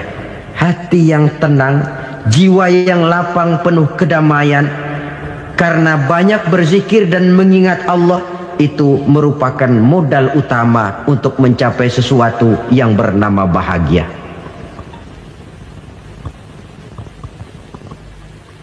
Saudara hadirin yang saya hormati, inilah yang pertama dari 4 ciri yang digambarkan oleh Nabi tentang tanda-tanda orang bahagia. Dan harus berangkat dari yang pertama ini, hati yang lapang. Ini yang harus kita miliki lebih dahulu. Baru nanti akan menyusul kepada poin yang ketiga, kedua, dan selanjutnya. Sebab kalau hati sudah terisi dengan jiwa yang lapang, seluruh persoalan insya Allah akan bisa kita atasi dengan sebagaimana mestinya. Yang kedua sekarang, tanda orang bahagia menurut baginda Nabi, markabun syariah. Orang bahagia itu, kata beliau, punya kendaraan biar cepat asal lancar. Artinya kemana dia mau pergi mudah. Apa maksud hadis ini? Kalau kita kaji lebih dalam, kendaraan itu kan alat transportasi. Transportasi tidak lain adalah usaha memudahkan komunikasi. Pindah dari situ kepada teori bahwa manusia adalah zon political, makhluk bermasyarakat yang tidak bisa memenuhi kebutuhan hidupnya secara sendirian. Kita memerlukan keberadaan orang lain dalam kehidupan ini. Untuk memakai baju saja kita sudah perlukan petani yang tanam kapas, pabrik yang memintal kapas jadi benang, pabrik yang menenun benang jadi kain, sampai kepada mesin jahit, sampai kepada tukang jahit. Itu cuma untuk memakai pakaian saja. Tidak seorang pun di antara kita yang sanggup memenuhi kebutuhan hidupnya secara sendiri. Kita perlu orang lain. Maka kebebasan dalam arti mutlak, kebebasan tanpa batas, itu tidak mungkin ada dalam kehidupan. Karena kita mengadakan yang disebut interaksi sosial. Setiap kegiatan kita tentu melibatkan orang lain. Menurut kita barangkali kita bebas jalan di jalan raya semaunya, tapi orang lain berkendaraan pun merasa bahwa ini ada juga jalan haknya, dan begitu selanjutnya. Oleh karena itu, maksud dari kendaraan yang cepat ini adalah khulatuhu ma'as solihin. Lingkungan pergaulannya terdiri dari orang-orang soleh. Pergaulannya luas. Kemana dia pergi ada temannya. Kesulitannya ada tempat dia cerita. Dan kesulitan kalau sudah diceritakan kepada orang lain, taruh kata orang itu tidak bisa menolong, namun menceritakannya kepada orang yang kita percayai, kan paling kurang sudah mengurangi beban jiwa, mengurangi tanggungan batin, merasa masih ada tempat kita cerita. Maka lebih baik orang awam yang mau bergaul ketimbang orang setengah alim tapi ngunci pintu. Sebab nantinya akan timbul sikap picik, cupik pandangan, dan tidak luas menghadapi kenyataan dalam kehidupan ini.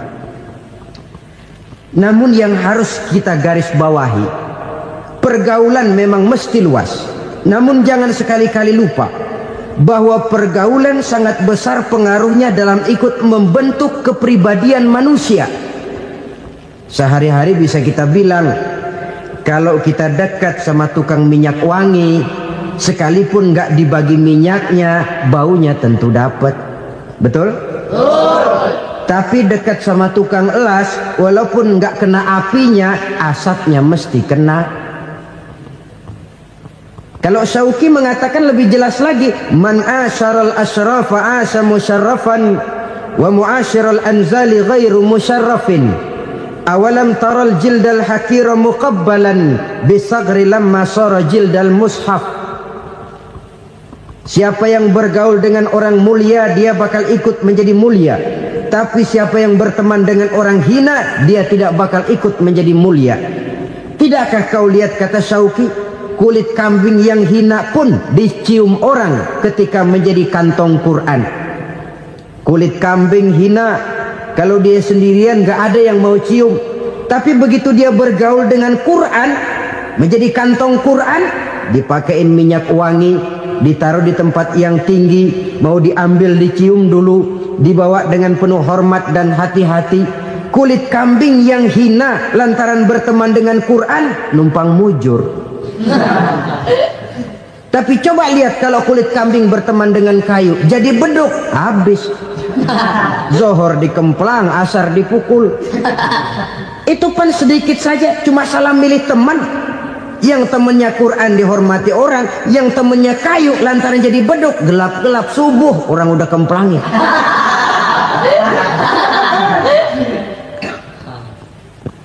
Maka terutama kepada adik-adik remaja yang masih mencari identitas diri, yang ibarat kaset masih kaset kosong, mudah diisi oleh apapun, pandai-pandailah memilih teman dalam bergaul.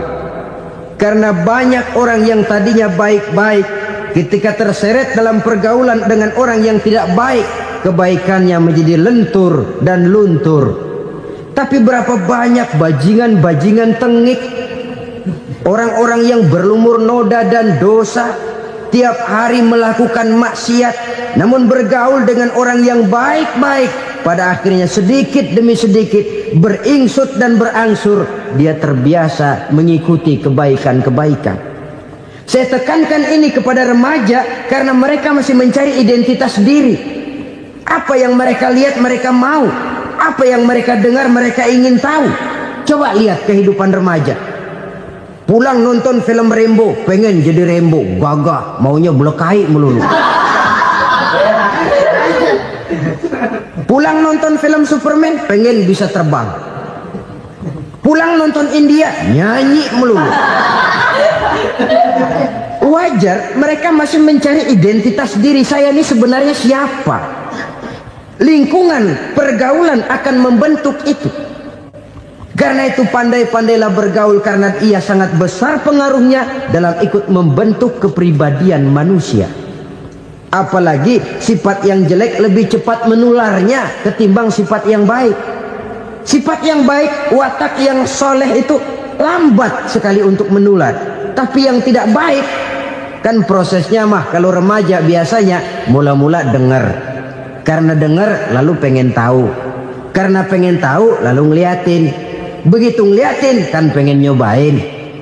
Setelah nyobain ketagihan. Nah, ini prosesnya. Yang namanya ganja, morfin, narkotik, awalnya kan begitu. Mula-mula dengar, katanya kalau sudah fly to the sky, sudah melayang ke langit, katanya disitulah puncak kebahagiaan. Mulanya cuma dengar. Karena dengar pengen tahu. Karena pengen tahu lalu ngeliat, kumpul sama orang yang suka ngeganja. Setelah ngeliat, nah pengen ngerasain. Begitu ngerasain enak juga, ketagihan. Kalau sudah ketagihan jadi penyakit kronis, bisa merembet kepada yang lain. Iya, kalau orang tuanya mampu untuk beli morfin, beli ganja. Kalau tidak kan pikirannya ngayap, jemuran siapa ya gue sabet.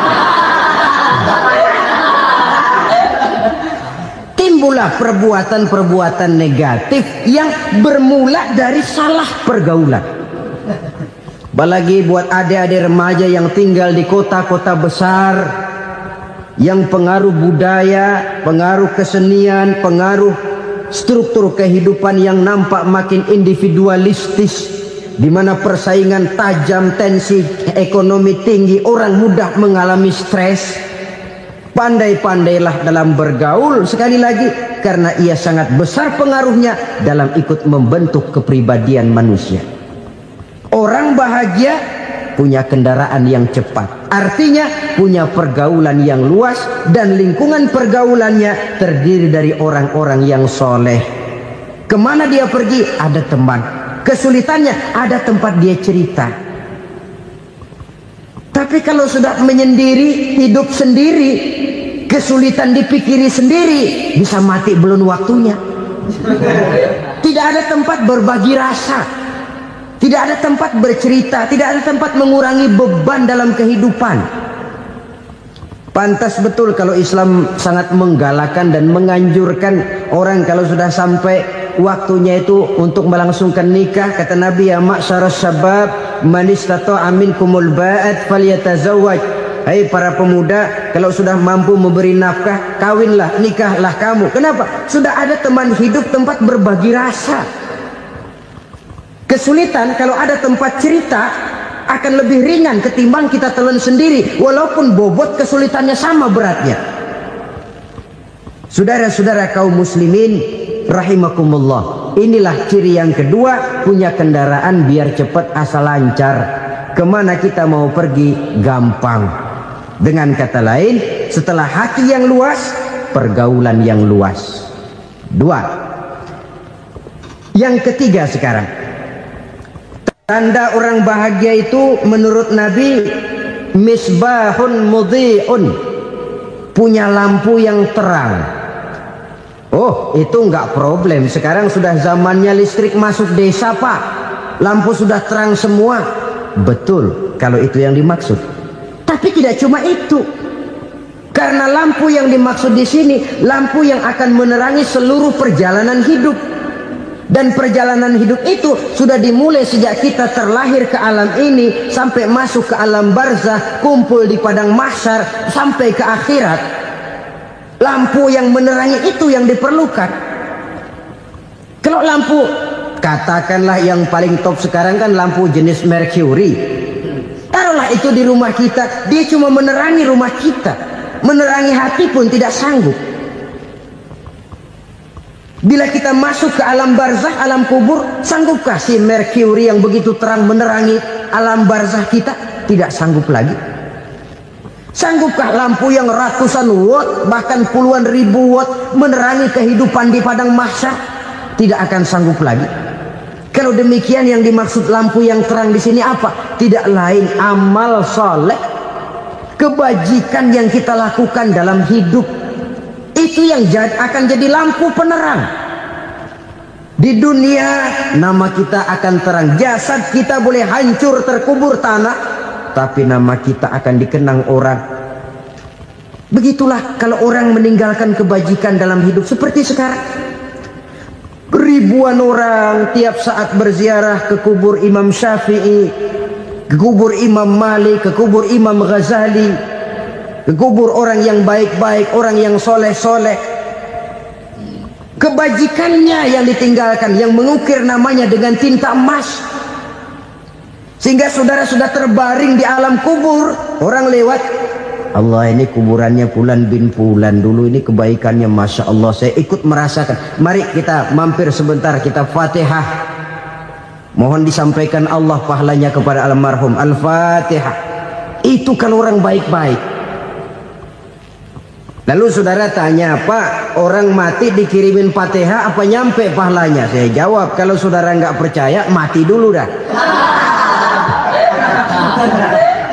Nanti saya Fatihain, tungguin di sana. Umpama nggak sampai, balik lagi kemari. Sekarang ini kan maunya otak-otakan saja. Kalau nggak masuk otak, nggak percaya. Padahal alam gaib itu nggak bisa diotak-otakin. Sama saja dengan saudara pernah dengar cerita kapal tanpa emas tenggelam kan? Pernah nggak?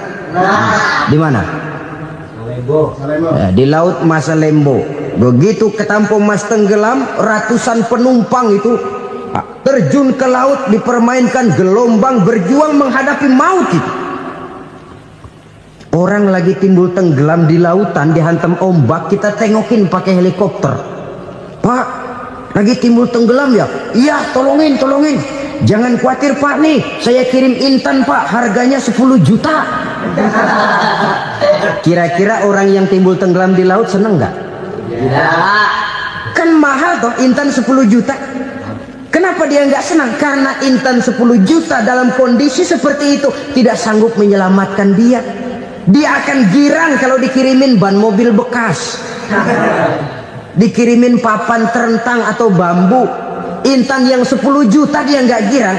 Ban mobil bekas yang 1000 perak, tuh pegang, itu yang dia girang betul. Inilah sebabnya Nabi berkata, mal mayyitu fi qabrihi illa kal ghariqil mutaghawwis. Orang yang meninggal di alam kuburnya seperti orang timbul tenggelam di lautan. Yantaziru da'watan min ahli, menunggu doa dari keluarganya yang masih hidup. Duh, bapak saya sudah meninggal, saya sayang benar sama dia.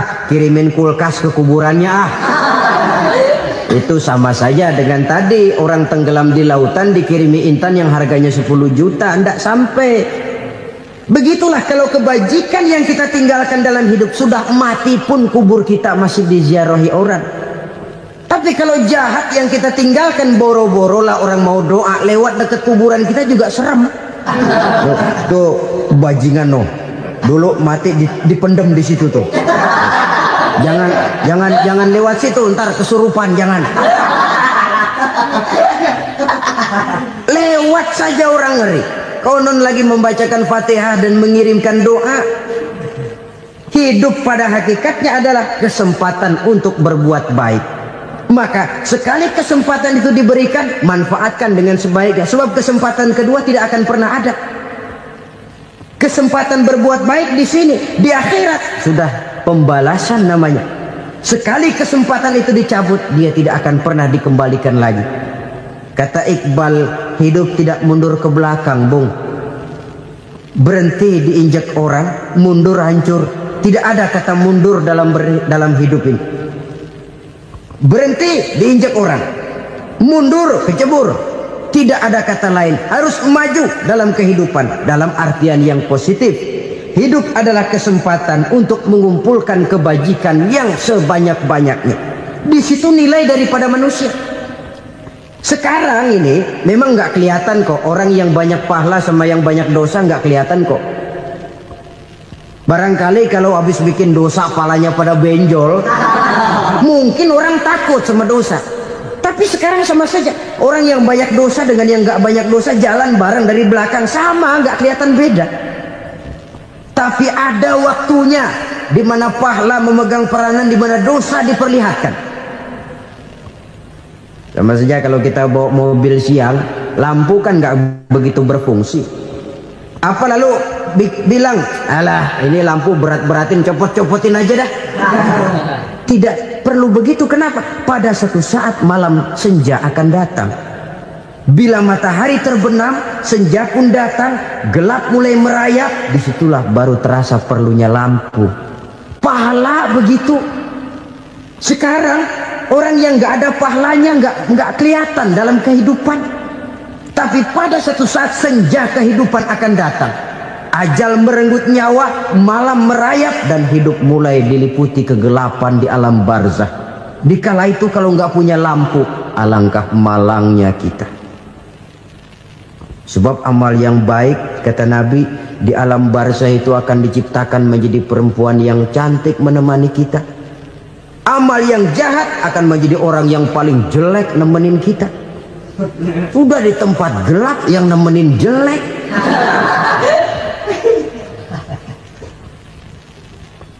Kaum muslimin rahimakumullah. Kalau demikian masalahnya, tergantunglah kita pandai memanfaatkan waktu. Al-waktu kasayf, waktu itu cepat sekali. Yang namanya waktu itu tahu-tahu. Tahu-tahu udah tahun 87. Tahu-tahu udah begitu. Tahu-tahu yang kemarin anak-anak, sekarang udah pada punya anak. Tahu-tahu saja itu. Begitu cepat waktu berlalu. Kalau tidaklah pandai kita memanfaatkannya, akan rugi kita. Nabi bersabda, "Man kana yaumuhu khairun min amsihi fahuwa rabih." Barang siapa yang hari ini lebih baik daripada hari kemarin, itu orang untung. Hari ini lebih baik daripada kemarin.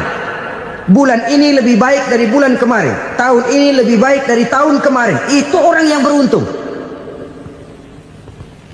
Tahun kemarin sembayangnya maghrib doang, sekarang udah tambah isya.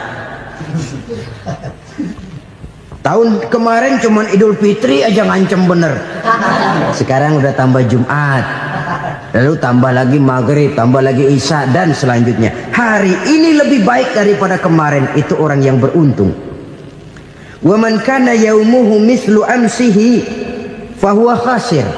Lalu barang siapa yang hari ini sama saja dengan hari kemarin, itu orang rugi. Hari ini sama dengan kemarin, rugi itu. Bulan ini begitu, bulan kemarin begitu, tahun ini begitu, tahun lalu juga begitu. Rugi itu orang. Rugi apa? Rugi umur. Umur tambah, amalan gak pernah tambah. Dan saya pikir lebih merupakan azab ketimbang nikmat kalau orang dikasih panjang umur cuma untuk numpuk dosa. Mending mana? Panjang umur banyak dosa sama pendek umur dikit dosa. Mending mana? Mending mana? Ya, paling mending tentu panjang umur banyak pahala. Tapi kalau tidak, sekali lagi, lebih merupakan azab ketimbang nikmat kalau orang diberikan panjang umur tapi cuma untuk sekedar menumpuk dosa. Kehilangan kesadaran bahwa dunia bukan terminal akhir dari satu perjalanan. Dia cuma halte di mana kita berhenti sebentar untuk menuju kepada terminal yang hakiki. Saudara-saudara kaum muslimin rahimakumullah. Inilah lampu yang akan menerangi kehidupan. Amal yang kita lakukan di dalam kehidupan. Jadi yang dimaksud dengan lampu yang terang, kebajikan yang kita kerjakan dalam hidup. Nah, setiap orang di awal tadi saya bilang ingin bahagia. Bahagia itu kan hakikatnya kumpulan senang dan selamat. Senang, selamat. Apa bedanya? Senang tapi tidak selamat, nggak bahagia. Selamat tapi nggak senang, nggak bahagia orang. Contoh, kalau orang korupsi, duitnya banyak, senang dia, tapi keselamatannya. Ada tentara baris di samping rumahnya udah bingung, padahal tentara latihan. Tentara cuma latihan, dia bingung. Senang, tapi karena keselamatannya tidak terjamin, dia tidak bahagia. Sebaliknya pegawai negeri jujur benar cuma segaji-gajinya, selamat nggak korupsi, tapi melarat, ya nggak bahagia juga, kurang senang. Kesenangan dan keselamatan untuk dunia saja, ya sekali lagi, kalau cuma sekedar untuk dunia saja, bisa dibeli pakai uang.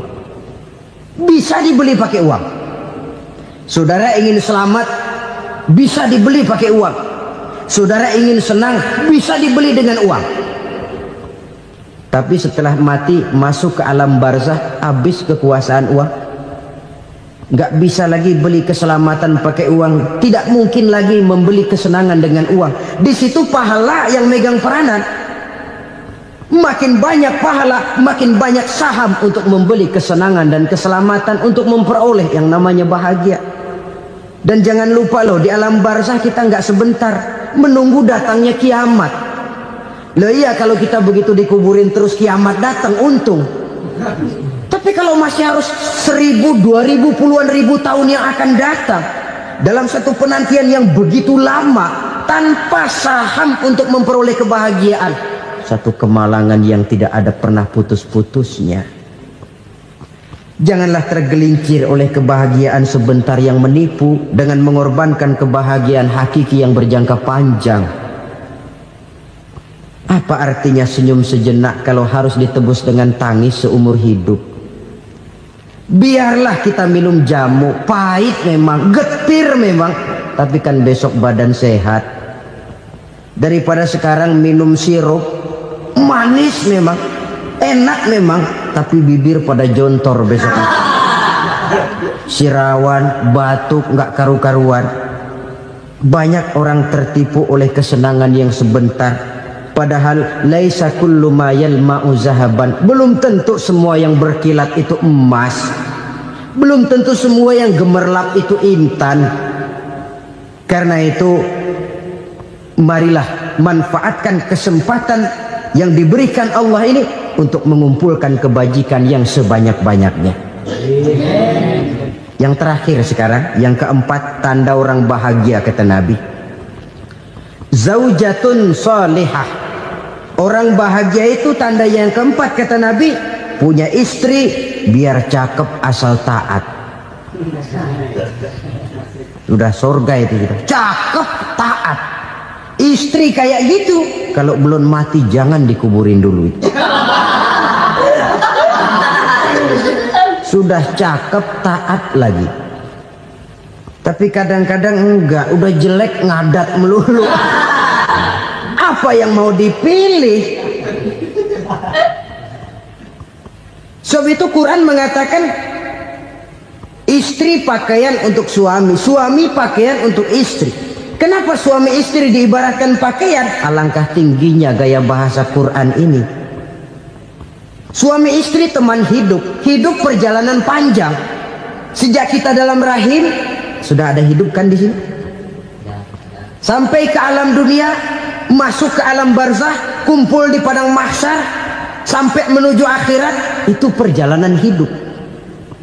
Carilah istri atau suami teman hidup yang membawa manfaat tidak hanya kehidupan di dunia ini, sampai di alam barzah, sampai di padang mahsyar. Suaminya mungkin meninggal lebih dulu atau istrinya mungkin meninggal lebih dulu, tapi suami atau istri yang masih hidup berbuat kebajikan.